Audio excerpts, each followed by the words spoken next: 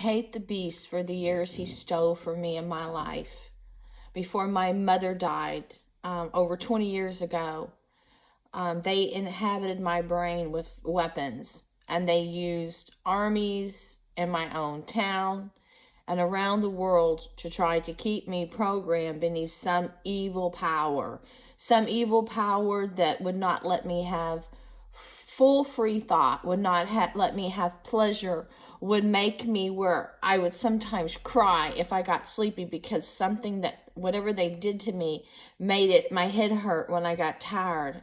Something that thought it was connecting me to Satan through space weapons and people that are conducting experiments in the background behind your back. They send me eye in the sky videos, CIA videos, the song Somebody's Watching Me. This group has been turning people into guinea pigs, manipulating and destroying souls,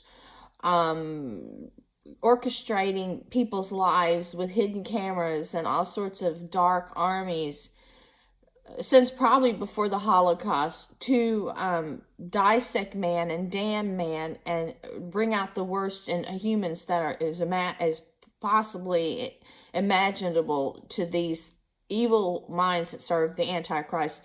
They think power is science and psychiatry and manipulating the brain to be an object, a play toy for the devil. And I used to say, you think I'm your puppet? So they start sending me drawings of me as a puppet, and then they did Dinner with the Schmucks. The things in it were the things that are happening to me. And in the movie, the man calls a person his puppet. He says he pulls out a article out of a drawer. He's supposed to work for the federal government, the guy in the movie, and he's supposed to be like an IRS agent. And he on the picture of what the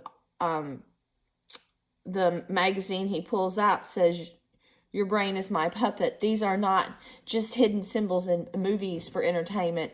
These are things that are actually being done to you. You have no awareness of. And, but I have and I am in touch enough with the pure side I once had in childhood to know the difference between night and day of when life was carefree and blissful and perfect through Christ, and I was not accosted. My innocence was not stolen. People were happy. Everyone was living in the light. You could go in the desert, go to sleep, and you'd feel the great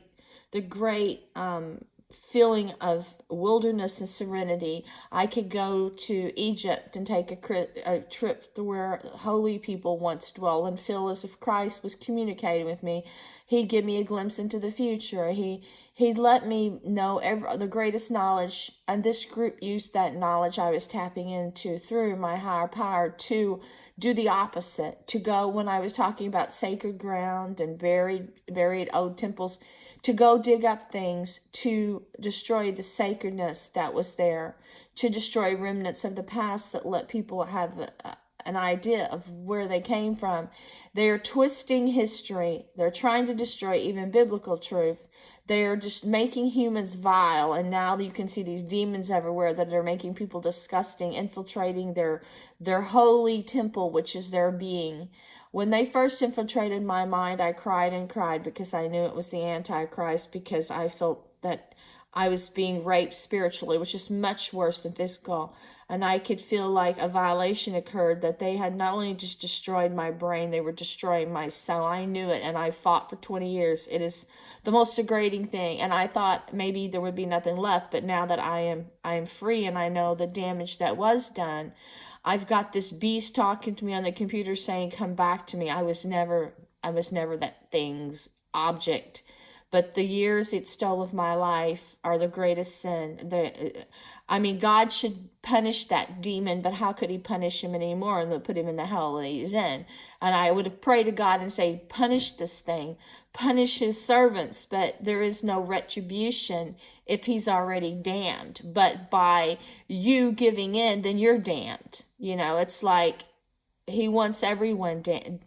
And I can only know through God's reassurance that because I am totally focused on God and totally faithful and totally strong through him, the power that he fills me with it keeps me alive and positive, while the beast uses his weapons to try to constantly pump negative energy and brain weapons into my being to make me depressed, or fighting against his dark thoughts he's trying to push in me. It's an endless battle, and like it says in the Bible, it's hard for a person to go to heaven in the last days, because most of the people are infiltrated and weakened. And I have only stayed strong through the great role models I had in my youth, and through the miracles God has shown me, and the way Christ had blessed me so much when I was small, that I have leverage to know the difference between evil and good. And that evil, I told you, would destroy your world and build a prison that you would be sorry that you ever accepted. Now, I was absolutely right. 20 years ago, I wrote a story, and I told you how he would build a prison through these advanced weapons to where you couldn't even hide money under a rock in the desert. You'd have no personal joy. You wouldn't be able to rear your kids the way you wanted. You wouldn't have free thought. Everything would be pumped into your mind, and you would be an object. You would no longer have value. That's what he wants.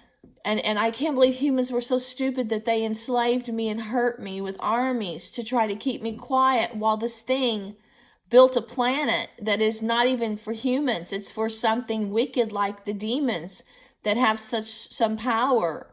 It's for things that will not only take your brain away and your innocence, but eventually eat you alive. It's for these things that want to make sure that there's no humans left. They're trying to replace humanity. They're trying to build robots. They're trying to destroy everything beautiful God created, and all those sacred things I told you to appreciate that were here when I was small have all been taken away. And the people you look up to that you think are aristocrats that are now drawing these stupid pictures of people in gardens and wigs and acting like they can recreate the past, they can't. God created the garden of good and evil. He created Eden. And you know what? That beast came and destroyed paradise. And that beast is still here trying to destroy all of God's people, because man has fallen, and the kind of things they're putting in computer games and television, the people that picked me when I was young to try to destroy my light, and they said steal my magic, they are the ones that are raising kids today now to be violent, to have no conscience, to have no self-worth, to have no beautiful ideas about the future, to just be working machines that come up with ideas for the beast. Because when he was stealing my visions through Christ, he said that I fed him in ways and took him on journeys he's never been. That is will be gone. They want to use the brain to try to find something in people that the devil could never get without God. And tapping into people's brains is like a window to the soul, and then God is in us. And that beast is so envious and determined to try to destroy everything that is sacred and godly. He's getting into everyone's minds. He's destroyed my brain. The people doing this to me are turning me into a vegetable. He is so vain. He doesn't want anyone to have a free will, their own thoughts, not even my own home that's paid for. They're trying to get me out of my own home. They don't want me to feel as if I'm a real existing creature. They want me to feel like the beast has devoured me, marking my land, marking my skin. That is his ultimate plan.